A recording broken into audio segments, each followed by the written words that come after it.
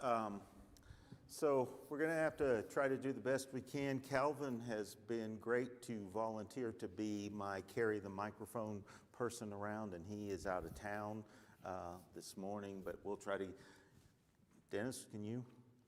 Yeah, okay, so we are going to want anyone, ladies as well, who would like to read scripture as we are going through here, please volunteer to do that. Okay, this is where we left off, and we are going through the last hours before Jesus is crucified, and I have asked you all to try to put yourself there, for this to not be just some sort of, we're studying historical events kind of things. Let's try to pretend that we are actually there. We are a silent, unseen observer of the events that are going on here. And we're doing that with this one thought, most of all in our minds. The things that we are learning about, Jesus went through them because I'm a sinner, because you're a sinner, and he had to pay the price for our sins. Okay? So the setting is we are at the entrance of the garden. Okay? The crowd has come up to arrest Jesus. Judas has betrayed him. And the last thing we left off with was Jesus making the point, look, you're not taking me by force. I am willingly giving myself up to you. And we closed with that last sentence there. Then all the disciples left him and fled. Remember how we closed? Who's one of those disciples that left him and fled? Matthew himself. This is one of the ways we know we can trust the authenticity of the Gospels. Matthew records his own cowardice. Now, will someone be willing to read as we flip slides here for me? So Toby will. Dennis. Brother Toby will. So. The whole slide? Yes, please. A young man was following him, wearing nothing but a linen sheet over his naked body. And they seized him, but he pulled free of the linen sheet and escaped naked. So the Roman cohort and the commander of the officers of the Jews arrested Jesus and bound him and led him to Annas first. For he was the father-in-law of Caiaphas, who was high priest that year. Now Caiaphas was the one who had advised the Jews that it was expedient for one man to die on behalf of the people. Okay, so this was kind of a good transition point from last week to this week, because here we have yet another proof of the authenticity of the Gospels. We do not know this for certain, but who is it commonly thought that the young man who escaped naked was? John? Mark. That's interesting to me. I had not heard that anyone say John there before. None of my reading said that. The things that I read say it was Mark.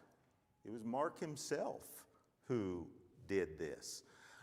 We know. Okay, sorry. We know that Mark's mother lived in Jerusalem. That's recorded in the book of Acts in a couple of places. Some people even think, again, we do not know this, but some people even think that the upper room might have been in Mark's mother's house. Okay? So if that was the case, and again, we do not know that that was the case, then it could be that Mark observed them leaving to go to the garden, he grabbed his outer garment. Notice it says a linen sheet, okay? That was a linen outer garment. What do we know from that? Pardon me? Well, we know that they were wealthy. Okay, the common people could not afford a linen outer garment there.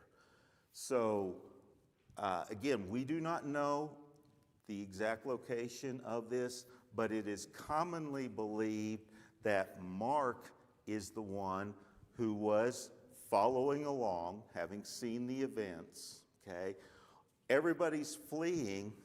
Mark goes to flee too, and they grab hold of him, okay? And he is so desperate to escape that he leaves this linen outer garment behind and escapes naked. Now again, we do not know. Could it have been John? Possibly. Okay. Again, that's interesting. I want to talk to some of you about that because I literally had not heard that before there. But again, we do not know for certain if it was Mark. Again, this is yet further evidence. Okay. If that had happened to you, would you record that fact, or would you kind of leave that out of your history there? Okay. All right. So we read next that the Roman cohort, the commander, the officers of the Jews, they arrest Jesus. They led him to Annas first, where he was father-in-law of Caiaphas, who was high priest that year. Okay. So now we have an interesting thing going on here. Okay. Because if you read, John refers to both Annas and Caiaphas as high priest. Okay? Is there a discrepancy here or anything like that? No. Annas was the high priest. Okay? He was high priest. He was, let's put it this way, he was ethically challenged there. And because of that, the Romans had deposed him. And the Romans had installed his son-in-law, Caiaphas, as high priest in his stead. This had happened about 10, 12 or so years before these events. Okay? So we actually have, if you will, two high priests. Annas, whom the Jews still acknowledge as the high priest, because someone, when they were high priests for life. Okay? So the Jews would have recognized Annas as high priest. The Romans, however, recognized Caiaphas as high priest. So those who have arrested Jesus, they are bringing him to Annas first because they consider him to be the official high priest. Okay? So, but Annas and Caiaphas probably lived in the same kind of palace compound thing, if you will, there. Okay? I guess I should call your attention to the map here. So if you look in the upper right, we have the Garden of Gethsemane. That's where we started class. So they would have brought him in, probably closely following that red line that you see there, down to, if you can see the number 2 there. We do not know for 100% certain where Annas and Caiaphas' palace was, but that it would have been somewhere in that general area, because that lower left quadrant there was the upper city. Okay? And so it would have been somewhere in there, because that's where the wealthy and the powerful would have lived, was somewhere in that upper city. So they have brought Jesus through the streets to Annas first. But notice that John also says that Caiaphas was the one who had advised the Jews that it was expedient for one man to die on behalf of the people. And that's a reference back to John chapter 11. Okay? We talked about this a number of weeks ago. In John 11:49, the council is debating, what are we going to do about this Jesus guy? Because he's attracting quite a following. He's not bowing down to us. He's contradicting us. He's pronouncing woes upon us. And so the council is meeting, and in John 11:49 we read, but one of them, Caiaphas, who was high priest that year, said to them, you know nothing at all, nor do you take into account that it is expedient for you that one man die for the people, and that the whole nation not perish. Okay? Now, as we're about to see, Jesus was put before both Annas and then subsequently Caiaphas. Caiaphas has already been on record some months before as saying, you know, there's one guy, it's better that we let one guy die for the people than we have the Romans crack down on us hard. Okay? With that mindset, how much of a fair trial are you anticipating we're going to experience here? Okay? I mean, this shows that they went into it with a foregone conclusion. The verdict had already been decided before the trial ever began. Okay, now I'm going to need another reader here in a second if someone would be willing to read for me. Okay, over here. Yes. Thank you, Ivy. All right.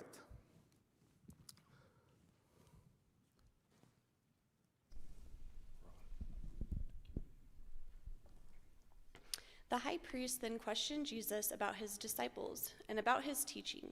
Jesus answered him, I have spoken openly to the world. I also taught in the synagogues and in the temple, where all the Jews come together, and I spoke nothing in secret. Why do you question me? Question those who have heard what I spoke to them. They know what I said. When he had said this, one of the officers standing nearby struck Jesus, saying, Is that the way you answer the high priest? Jesus answered him, If I have spoken wrongly, testify of the wrong. But if rightly, why do you strike me? So Annas sent him bound to Caiaphas, the high priest. Thank you, Ivy. Okay, so Annas is evidently hoping that he can elicit some sort of testimony from Jesus that he can use against him. Okay? And so he's saying, you know, what have you been doing? He's trying to get this incriminating testimony there. And Jesus makes the point, hey, I've done nothing in secret. Now, yes, he did teach his apostles in private, but his teaching overall was in public. He had just been teaching where? Just a day or so before. In the temple. Yeah. He was not doing things in secret. So he just says to them, you know, you don't need to question me. There are plenty of witnesses as to what I said, what I did, what I taught. Question those witnesses. Okay. Now, one of the officers, as we read here, then proceeds to hit Jesus. Okay. Now, this was completely illegal. Everything about this was illegal. They were not allowed to strike a person who was bound and in their custody there. But he went ahead and did, because probably he was angered by the fact that Jesus really had just rebuked Annas, saying, hey, why are you questioning me? Everybody knows. You know what I taught, what I said.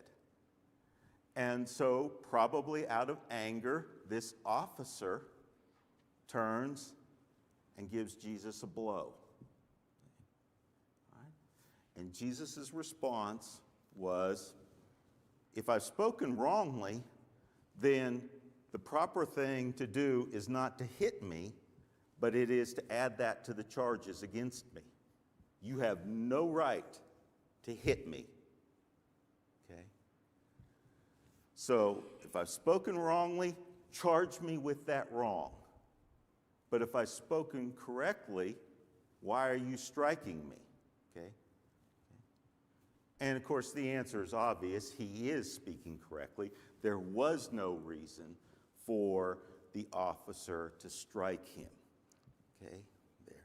Now, some people see a little difficulty with this statement from Jesus and the concept of turning the other cheek there.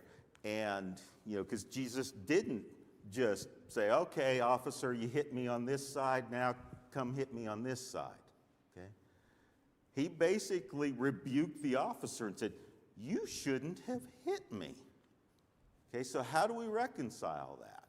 Okay, well, I think that actually Martin Luther has the most succinct reconciliation of it, because Martin Luther said, our Lord forbade striking out in self-defense with the hand. He never forbade self-defense with the tongue. Okay, all right.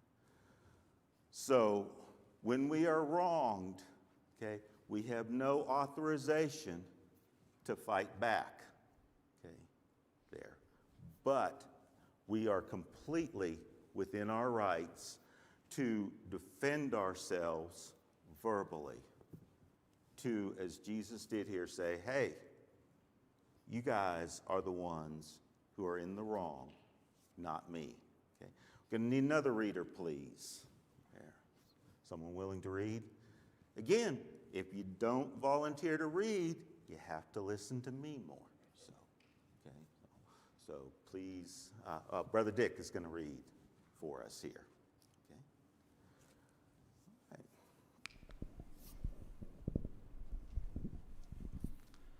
They led Jesus away to the high priest, and all the chief priests and the elders and the scribes gathered together.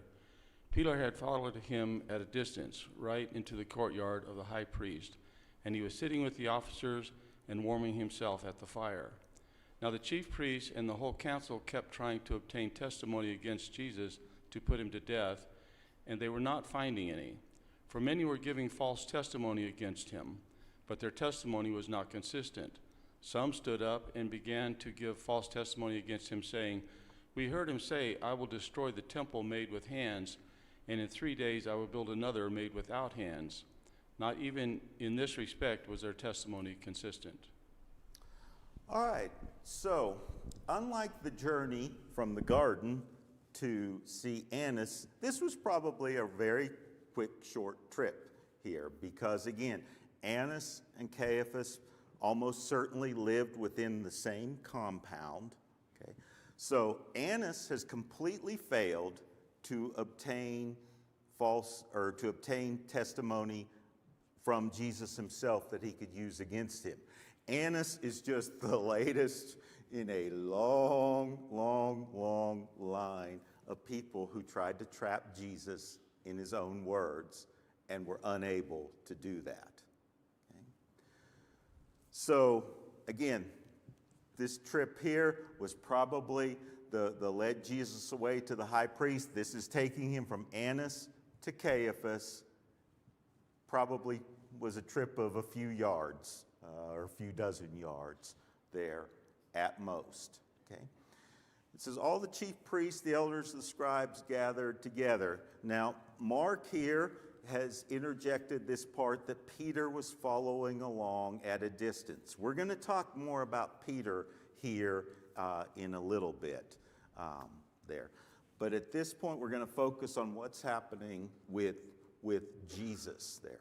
It says the chief priests and the whole council. Okay, now the council would have been the Sanhedrin. Okay, this was 72 men.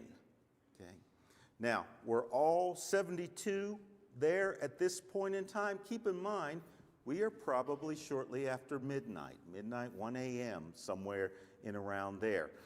The fact that Mark says the whole council does seem to indicate that all 72 members of the Sanhedrin were present. Yes, Judy? I've always heard that the thing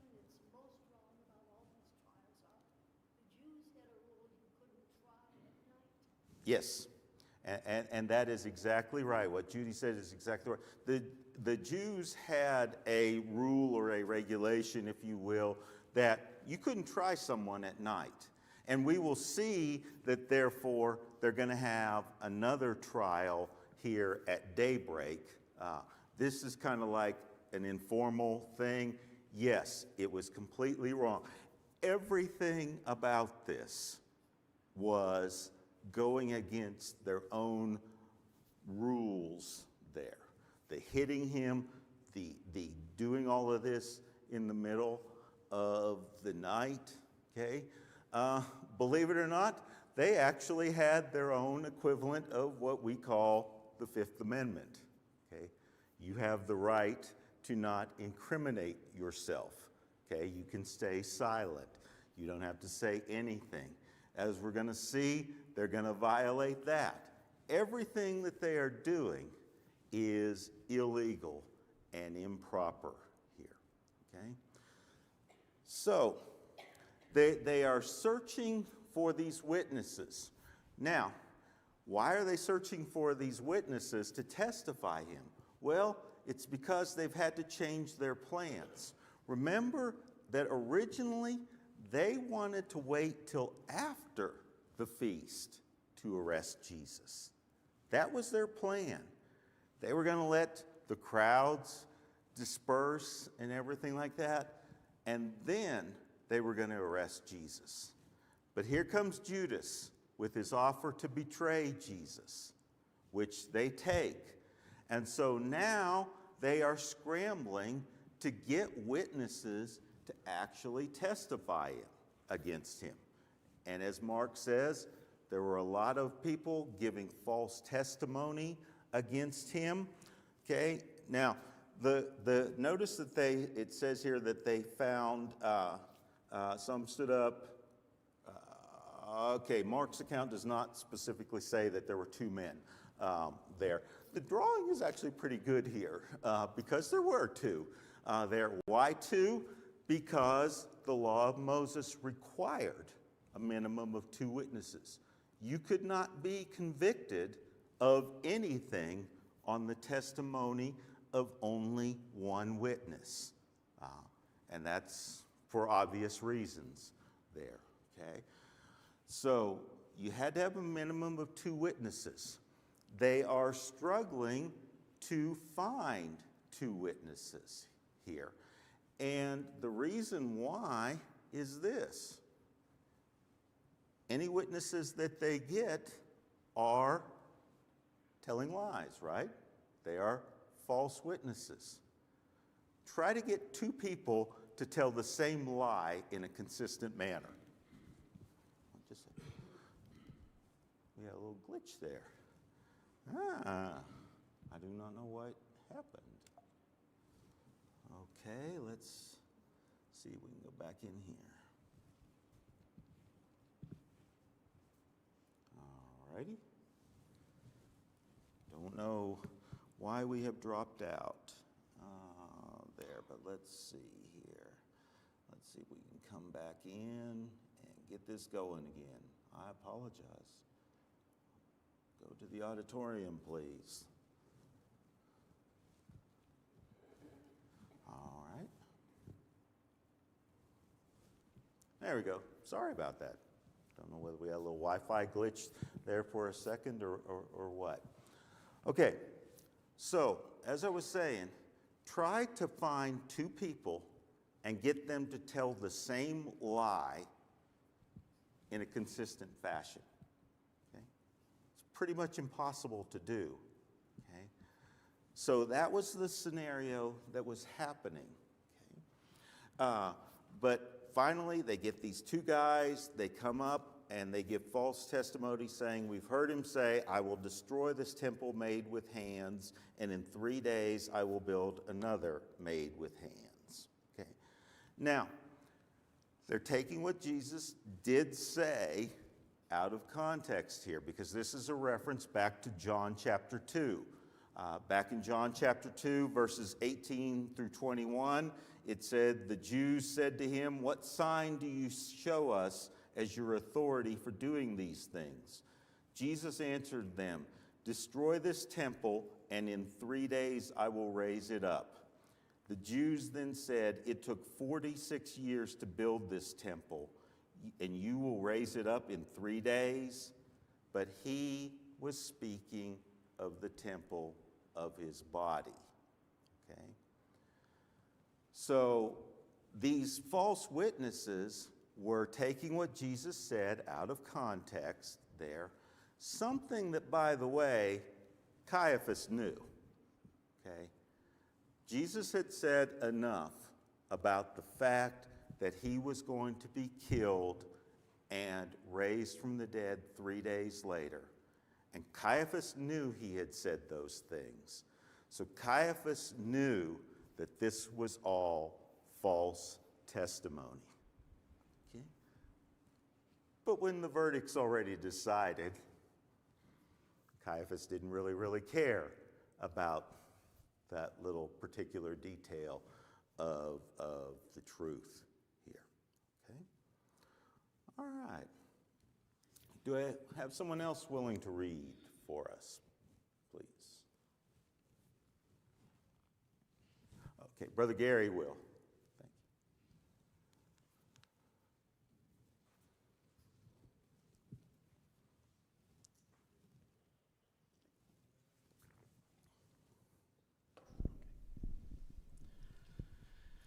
The high priest stood up and came forward and questioned Jesus, saying, "Do you not answer?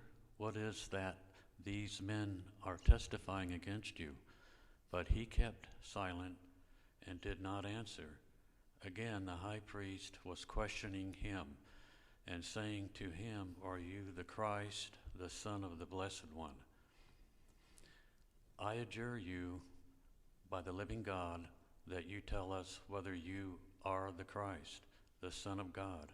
Jesus said to him, "You have said it yourself. Nevertheless, I tell you, hereafter you shall see the Son of Man sitting at the right hand of the power and coming with the clouds of heaven." All right. Thank you. I will thank you, Brother Gary. I'll point out here, you're going to start seeing me really intersperse little bits and chunks from the various Gospels, kind of trying to splice them into one here.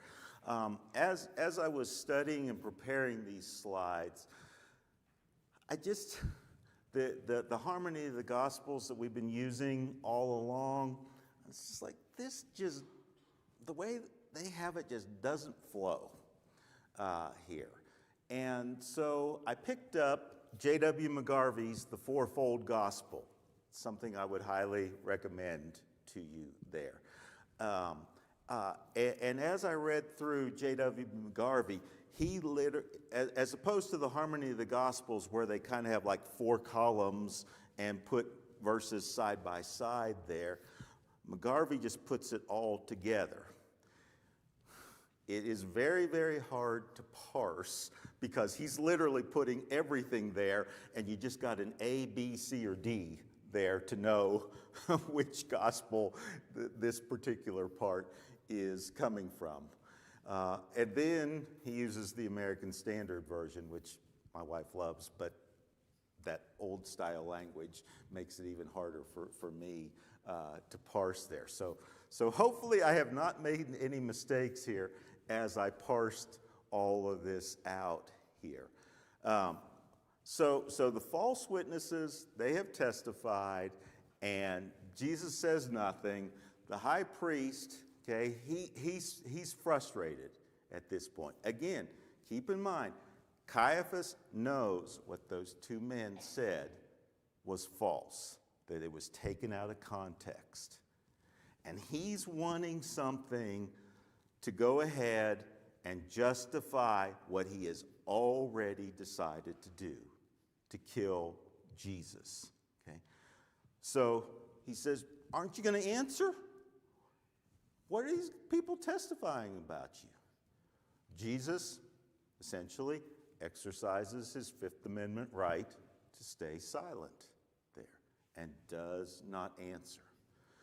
So now Caiaphas is really frustrated.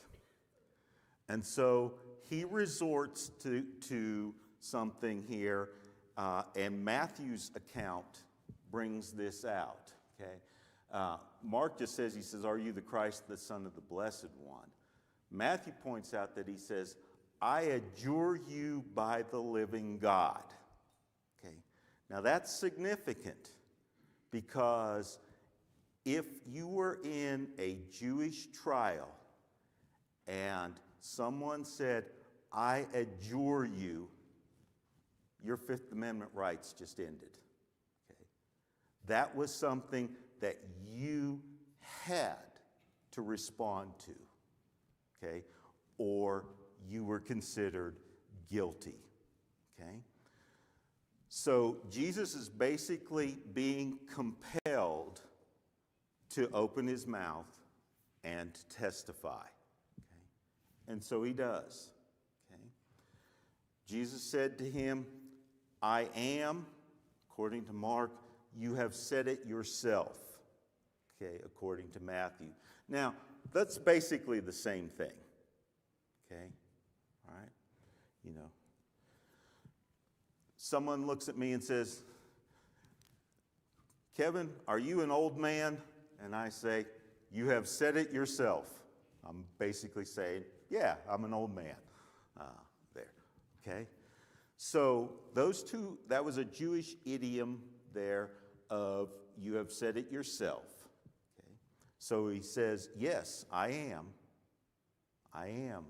the Son, I'm the Christ, I'm the Messiah, I am the Son of God.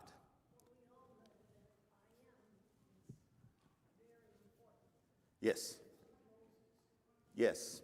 Yes. Yes. Very good, Judy. Thank you. Yeah.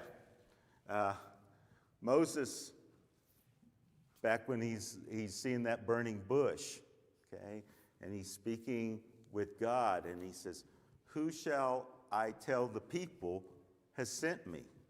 And the response was, "I am." Okay. Yep. Okay. So Jesus is leaving no doubt. He is answering the question directly and plainly. Yes, I am the Christ. I am the Son of God. Okay? But then he tacks on to that. He says there, "Nevertheless, I tell you, hereafter you shall see the Son of Man sitting at the right hand of power and coming with the clouds of heaven." He is letting Caiaphas and the whole council know, okay, you've arrested me. You are trying me illegally.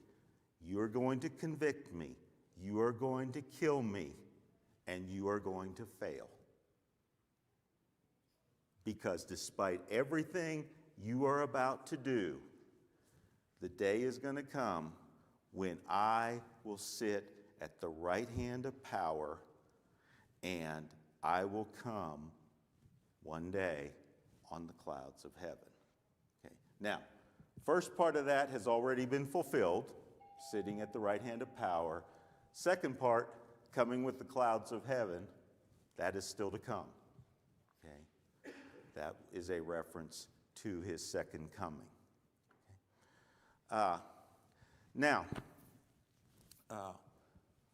as I was showing my editor-in-chief these slides here, she said, you know, you need to ask everyone, hey, what's that thing the high priest is wearing there in the drawing? Okay. So I'm asking, what's the high priest wearing there in this drawing? Oh, there on his chest. What is that thing called? Yes. And you know what? My wife said Judy will know the answer to that. She did. Yes, that is the ephod. Okay, so again, this is just a drawing. We do not know exactly how Caiaphas was dressed at this point, but if he was wearing his full high priestly clothes, he would have had that ephod on. the two stones there at the top on his shoulders, the golden cord coming down to the ephod, as described way back in Exodus. In Exodus 28, starting in verse 6, it says, "They shall also make the ephod of gold, of blue and purple and scarlet material, fine twisted linen, the work of the skillful workman. It shall have 2 shoulder pieces joined to its 2 ends, that it may be joined. The skillful woven band which is on it shall be like its workmanship, of the same material, of gold, blue, purple, scarlet material, and fine twisted linen. You shall take 2 onyx stones and engrave on them the names of the sons of Israel, 6 of their names on the one stone, and the names of the remaining 6 on the other stone, according to their birth." So those 2 stones on his shoulder each had the names of 6 of the tribes engraved on them. Okay? "As a jeweler engraves a signet, you shall engrave the 2 stones according to the names of the son of Israel. You shall set them in filigree settings of gold. You shall put the 2 stones on the shoulder pieces of the ephod as stones of memorial for the sons of Israel, and Aaron shall bear their names before the Lord on his 2 shoulders for memorial. You shall make filigree settings of gold and 2 chains of pure gold. You shall make them of twisted cordage work," and it continues on there with the description. Okay, so yes, that would have been the ephod that the high priest wore. Okay, so that was just a little side tangent there, real quickly. So these illustrations I found, they do a really good job in some places. In other places, they fall down completely, and we'll talk about that when we get to those points in here. So we're going to cover one more slide. So Jesus has just said, "I am." Will someone read this slide, please? Okay, we have right here at the back.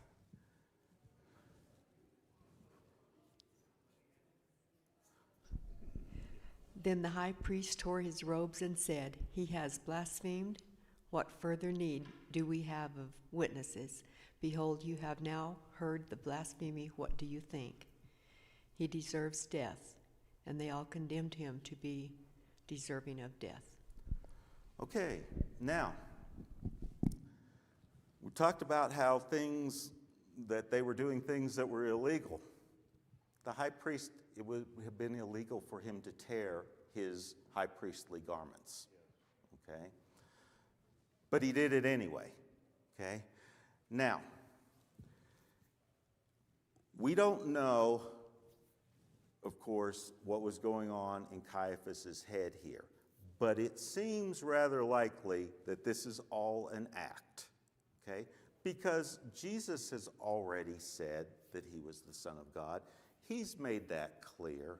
Okay, so this is when Jesus said, "I am," okay, Caiaphas is not hearing anything he hasn't heard before. This is no big shock to him. So it's not like, "Oh, I can't believe he said that," and he tore his garments. It was more than likely a show there of anger and distress, because tearing the clothes, as anybody who reads the Old Testament knows, repeatedly you see examples, that is a sign of extreme distress. More than likely, this is all an act because he wants to get the vote he's about to call. Okay? He wants the condemnation of death. And they all give it to him. And they did it based on Leviticus 24:16. "Moreover, the one who blasphemes the name of the Lord shall surely be put to death. All the congregation shall surely stone him.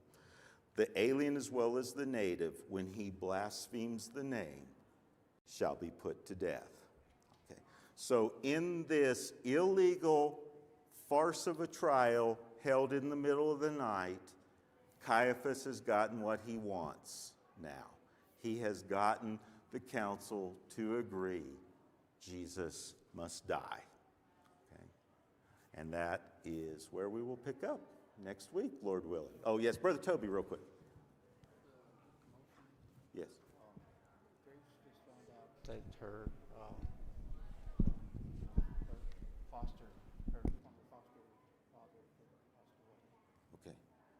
All right. So, okay, yes. Brother Toby was just letting me know that the commotion there at the beginning, Grace just learned that her former foster father passed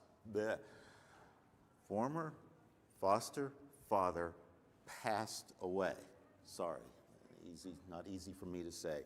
And so she's a little distressed about that, in addition to the things that are going on with her mother as well. So let's certainly continue to keep Grace in our prayers.